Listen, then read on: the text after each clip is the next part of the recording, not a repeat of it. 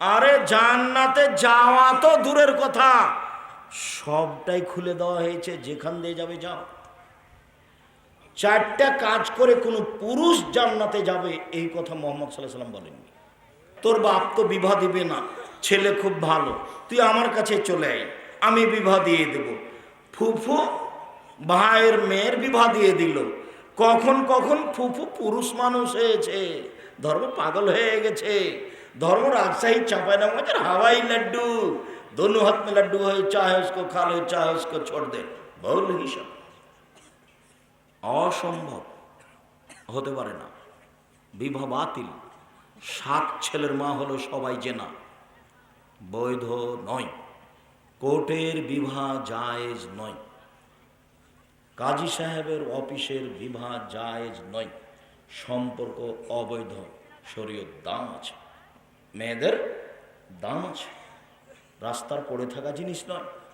ফেকার বইয়ে লেখা আছে, এই মেয়েটাকে তুই বলবি এটা আমার বউ, আর আমরা দুইজন সাক্ষী বলবো হ্যাঁ এটা তোর বউ, এ তো বিবাহ হয়ে গেছে। এই জন্য কোর্টে বিবাহ চলে। আল্লাহর নবী বলছেন বাপ ছাড়া বিবাহ হবে না, উকিল বাপ হারাম। বগুড়াতে উকিল বাপ লাগে, আবার চট্টগ্রামে উকিল বাপই বাপ, সেদিন থেকে আর বাপ বাপ নয়। উকিল বাপ মেয়েকে আনবে, উকিল বাপের বাড়ি মেয়ে বেড়াতে যাবে, অবাক ধর্ম। উকিল বাপ, উকিল বাপ, উকিল বাপ চিরদিনের জন্য হারাম।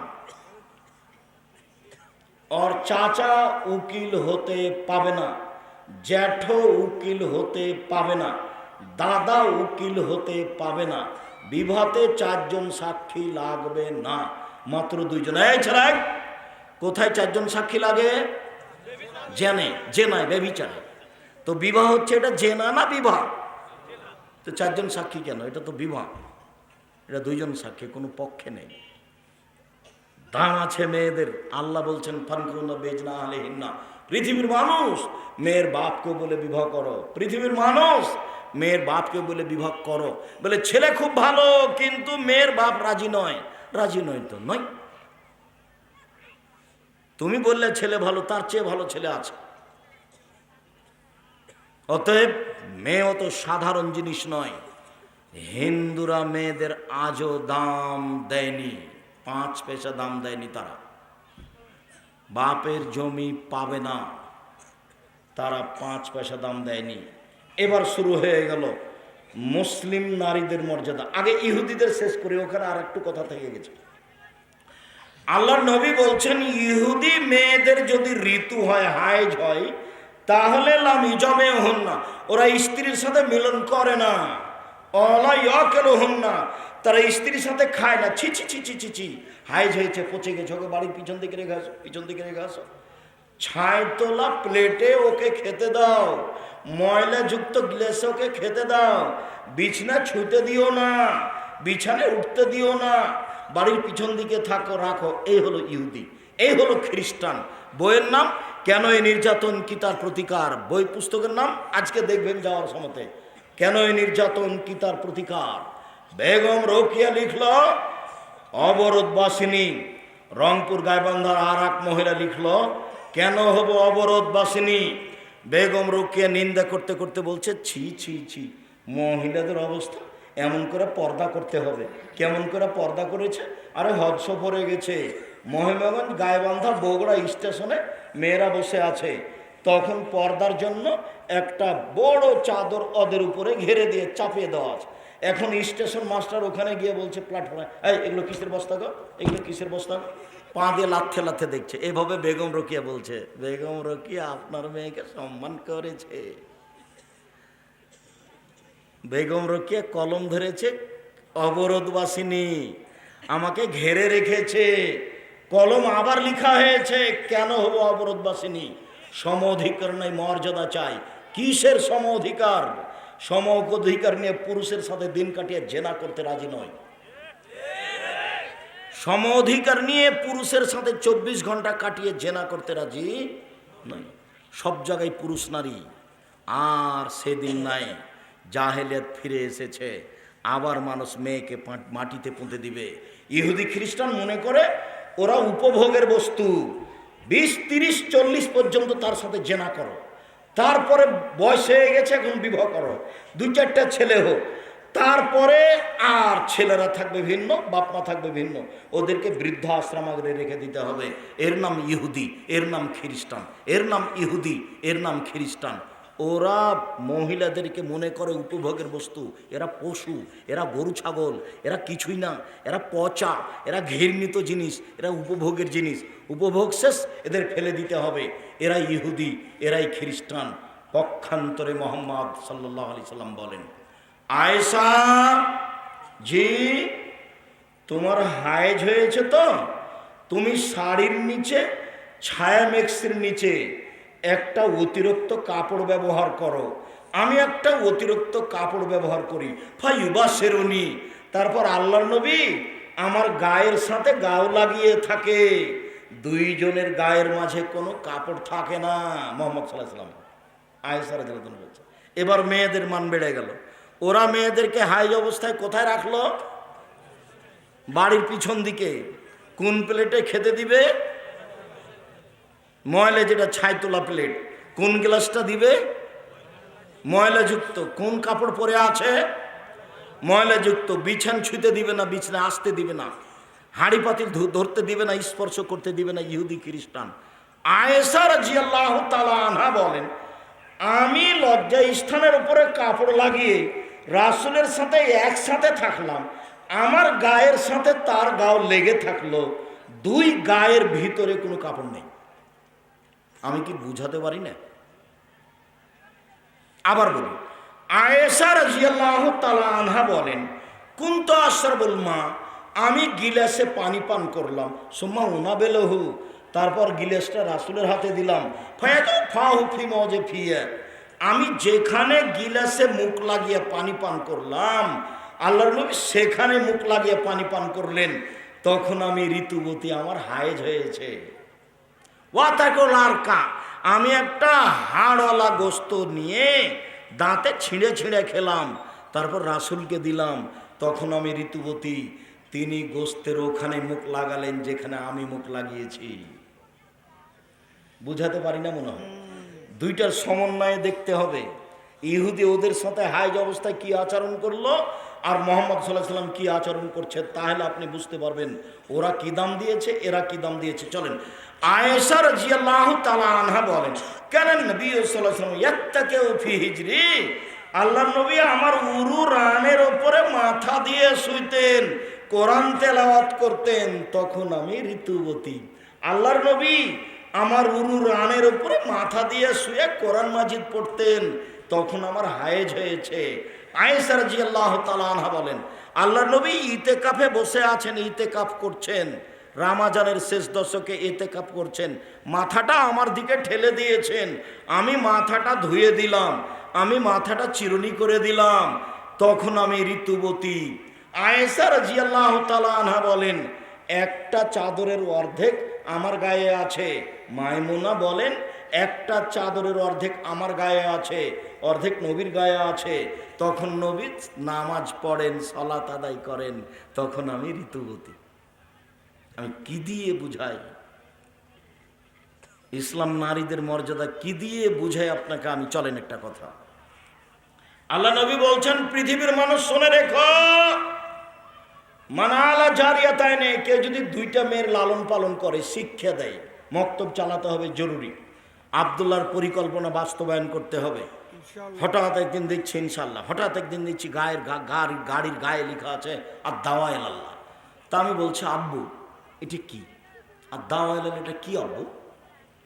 তখন বলছে, আব্বু আমি তো আসলে Italy, France, London, Spain, Bharat, Bangladesh খুব ঘুরলাম, আর আপনাকেও ব্যাগ বোকচা নিয়ে বক্তব্য করতে যেতে দেখলাম, তো আমার মনে হলো না যে আপনারা জাতির মৌলিকভাবে কিছু করতে পারলেন। ইহুদি খ্রিস্টানেরা বুদ্ধি বিক্রি করে খায়, বিদ্যা বিক্রি করে খায়। পদ্মা সেতু ওরা বানাবে আর আমরা লোহা মাথায় করে সহযোগিতা করব, বোঝা মাথায় করে। তো এইটা হবে না আব্বু, নতুন পরিকল্পনা করতে হবে। সেটা কি?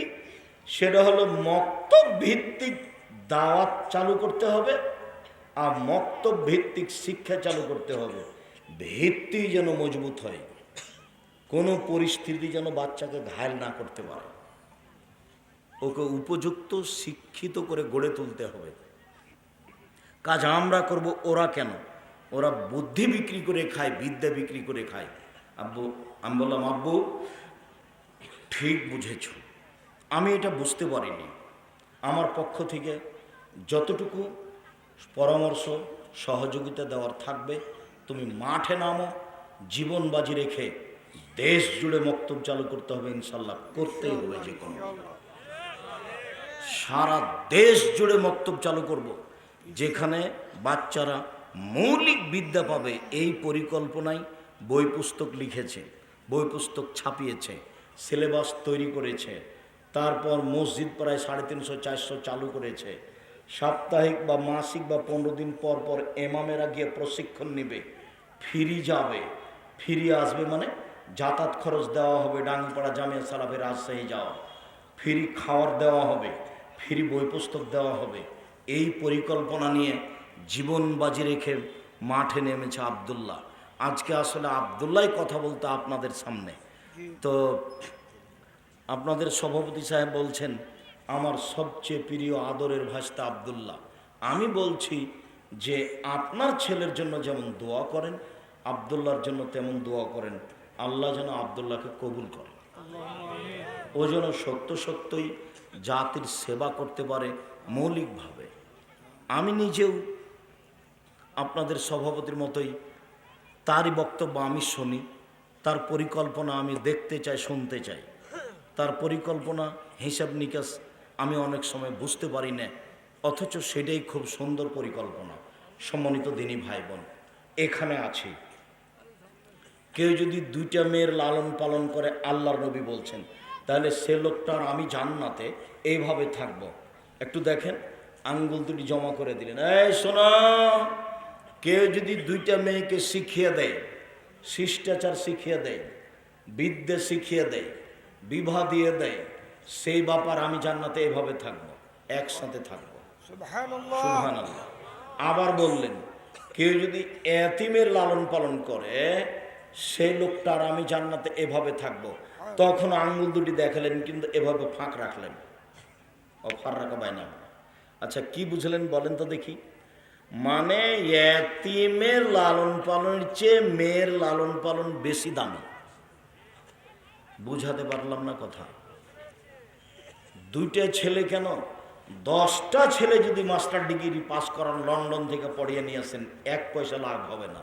আব্দুর রাজ্জাক সাহেব পড়াবো কেন? জন্ম দিয়েছেন এই জন্য। এইবার আল্লাহ রসুল বলছেন, কেউ যদি 3টা মেয়ের লালন পালন করে, 3টে পড়ায়, বিবাহ দিয়ে দেয়, শিষ্টাচার শিখিয়ে দেয়, তাহলে ওরা বাপের অন্তরাল হবে জাহান্নাম থেকে। এদিকে দেখেন, ওইদিকে আছে জাহান্নাম, আর এদিকে আছে বাপ, আর মধ্যে আছে 3টা মেয়ে। বুঝাতে পারিনি। বাপের জন্য মেয়েরা কি হবে? অন্তরাল। কিসের অন্তরাল? জাহান্নামের। ওইদিকে জাহান্নাম, মধ্যে মেয়েরা, এদিকে বাপ আছে। মেয়েরা আল্লাহকে বলবে আমার বাপের জান্নাত ঘোষণা হবে, তারপরে কোনো কথা। হাদিস বুখারী মুসলিম। তার নাম মেয়ে। সম্মানিত দিনী ভাই বোন, মেয়েরা যদি 4টা কাজ করে, জান্নাতের সব দরজা খোলা। 1, 5 ওয়াক্ত সালাত। 2, রমজান মাসের রোজা। 3, স্বামীকে মেনে চলা, তিতা লাগলেও মিঠা লাগলেও। 4, জেনায় লিপ্ত না হওয়া। জান্নাতের সব দরজা খোলা। আরে জান্নাতে যাওয়া তো দূরের কথা, সবটাই খুলে দেওয়া হয়েছে, যেখান দিয়ে যাবে যাও। 4টা কাজ করে কোনো পুরুষ জান্নাতে যাবে, এই কথা মুহাম্মদ সাল্লাল্লাহু আলাইহি ওয়াসাল্লাম বলেননি। 4টা কাজ করে কোনো পুরুষ জান্নাতে যাবে, এই কথা মুহাম্মদ সাল্লাল্লাহু আলাইহি ওয়াসাল্লাম বলেননি। তিনি বলছেন, আদ-দুনিয়া কুল্লুহা মাতা ওয়া খায়রু মাতাইদ দুনিয়া আল মারাতুস সালেহা। গোটা পৃথিবী সম্পদ, সবচেয়ে দামি সম্পদ মহিলা। গোটা পৃথিবী সম্পদ, সবচেয়ে দামি সম্পদ মহিলা, দামি সম্পদ পুরুষ নয়। রাসূল সাল্লাল্লাহু আলাইহি সাল্লাম বলেন, চারটে জিনিস আছে যার সুখময় জীবন তার। চারটে জিনিস আছে যার সুখময় জীবন তার। চারটে জিনিস নেই যার কোনো কিছু নেই তার। এক, আলমারাতু সলেহা, ভালো স্ত্রী। দুই, আল জারুস সলে, ভালো প্রতিবেশী। তিন, একটা ভালো গাড়ি। চার, একটা প্রশস্ত ঘর। ভালো স্ত্রী যার, সব কিছু তার। আল্লাহ রসুল বলেন, এই শোনো, দামি সম্পদ যার জাকাত লাগে না, দামি সম্পদ যার জাকাত লাগে না, দামি সম্পদ যার জাকাত লাগে না। এক নম্বর দামি সম্পদ লেসানুন জাকের, ওই জিহ্বা, যে জিহ্বা সুবহানাল্লাহ আলহামদুলিল্লাহ আল্লাহু আকবার বলতে পারে। দুই, কালবুন শাকের, ওই অন্তর যে অল্পতেই খুশি। বেগুন বাজারে নিয়ে যেতে দেরি হয়েছে, সকালে ছিল 20 টাকা কেজি, বিকেলে 12টার পরে হয়ে গেছে 10 টাকা কেজি। তো বাপে খালি বলছে, তো দাঁত ভাই দিতি, সকালে আনি লেখো, সকালে নিয়ে কত লস হয়ে গেল, 20 টাকা করে বিক্রি করতে পারতাম, তোর কারণে তো হলো না। তোকে বললাম সকালে আয়, মন খারাপ, একবারও বলে না যে আলহামদুলিল্লাহ। বুঝতে পারেন না, কালবুন শাকের, অল্পতেই খুশি। আচ্ছা, আমি তো 34 বছরে কোনোদিন মানুষের কাছে পথ খরচ চাইনি, পাথর চাইনি, তা আমি তো আছি। কেউ এই মাটির উপরে দেশে বিদেশে কেউ বলতে পারবে না আমাকে যে আপনি একদিন আমাদের কাছে পথ খরচ চেয়েছিলেন। বগুড়াই এমন একটা জায়গা যেখানে টাকা ছাড়াই চলে গেছে, খোঁজ নেয়নি, মাঠ ছেড়ে পালিয়ে গেছে। রংপুর তার মধ্যে, মানিকগঞ্জ তার মধ্যে আছে। জাতি আমার সাথে কি বিচার করবে সেটা আমি কোনোদিন প্রয়োজন মনে করিনি। আর কে আমার বদনাম করে ভরে ফেলে দিল, আমি ফেসবুক কোনোদিন দেখতেই জানি না। আপনি আমার সাথে কথা বললে আমি শুধু অন করতে পারি, মোবাইলটা শুধু অন করতে পারি, আপনি রিং হলে আমি অন করে দিয়ে বলতে পারি কথা। আপনার নাম্বারটা আমি সেভ করতে পারি না। আপনি আমাকে দিয়ে মেসেজ দিয়ে কি করবেন, আমি কোনোদিন মেসেজ পড়ি না। আমি তো বেরি করতে পারি না, ও পাতাই পড়ি না। আমি সরকারি কোনো পাতা পড়ি না, আমি কোনো মাঝহাবের পাতা পড়ি না, আমি কোনোদিন মাঝহাবের বদনাম করি না, আমি কারো কোনোদিন বদনাম করি না, ওই পাতায় আমি পড়ি না। আমি দাঁড়ালে, আমি বসলে কোরআন এবং হাদিসের কথা বলতে থাকি। সম্মানিত দিনী ভাই বোন, 3 নম্বর দামি সম্পদ ওই স্ত্রী যে স্বামীকে দিনের উপরে সহযোগিতা করতে পারে। ওই স্ত্রী দামি সম্পদ যে স্বামীকে দিনের উপরে সহযোগিতা করতে পারে। শোনেন, আপনি হাই স্কুলের মাস্টার, মাস গেলে 20,000 টাকা বেতন পান, সকালে কোনো টাকা নিয়ে যাননি, এত বড় মাছ কিনলেন মানে ও হলো হেডমাস্টার। ছেলেরা ফর্ম ফিল আপের টাকা দিয়েছে, তখন ওখান থেকে টাকা নিয়ে কি করছে, মাছ কিনে নিয়ে চলে এসেছে। এ দেখেন, আপনার চোখের সামনে আমি মাটিতে মাছ পুঁতে দিলাম, আমি এই মাছ রান্না করব না। এর নাম হলো স্বামীকে দিনের উপরে সহযোগিতা করা। দুঃখিত, আপনাকে আমি অনেক ভালোবাসি, আপনি আমার জানের জান। এশার নামাজের পরে আপনি চলে আসবেন, আর কোনো দিন 10টায় আসবেন না। খানা পানি সব সাজিয়ে নিয়ে আমি বসে আছি, আপনার হাত পা টিপে দিব, খাওয়ার রেডি করে দিব, আপনার সেবার জন্য আমি বসে আছি। আমি শুনছি আপনি নাকি দোকানে বসে ল্যাংটা মেয়ের ছবি দেখেন। ছি ছি ছি ছি ছি ছি ছি, নজরুল্লাহ। শুক্রিয়া। সম্মানিত দিনী বোন, আমি আপনাদের মান মর্যাদা নিয়ে কথা বলছিলাম। সম্মানিত দিনী ভাই বোন, ইহুদি মুসলমানদের মহিলাদের দাম দেয়নি, খ্রিস্টান দেয়নি, হিন্দুরা দেয়নি, জাহেলেদের যুগে দেয়নি। আল্লাহ এবং আল্লাহ রাসূল মহিলাদের অনেক মান মর্যাদা দিয়েছে। এই বিষয়ে আরও বিস্তারিত আলোচনা আছে অন্য দিনের। বিশেষভাবে দিনাজপুর সম্মেলনের বক্তব্য দেখেন, বিস্তারিত আলোচনা দেওয়া আছে। আজকে যেটুকু বললাম সেটুকু আমার দিনী ভাই বোনকে যথাযথভাবে মূল্যায়ন করার জন্য অনুরোধ যাচ্ছি। যারা অনলাইনের সাথে আছেন তাদেরকে অনুরোধ জানাচ্ছি, যারা পরবর্তীতে অবগত হবেন তাদেরকে অনুরোধ জানাচ্ছি। সত্যই মহিলারা খুব দামি সম্পদ, তাদেরকে মূল্যায়ন করতে হবে আমাদেরকেই। তারা ভুল পথে চলে যাচ্ছে, আল্লাহ তুমি আমাদেরকে হেফাজতে রাখো। আল্লাহ রসুল বলেছেন, ওই মহিলা অভিশাপ যে পুরুষ হতে চায়, ওর উপরে অভিশাপ যে নারী হতে চায়, ওর উপরে অভিশাপ যে পুরুষ হতে চায়, ওর উপরে অভিশাপ যে নারী হতে চায়। শুকরিয়া, জাযাকুমুল্লাহ খায়র।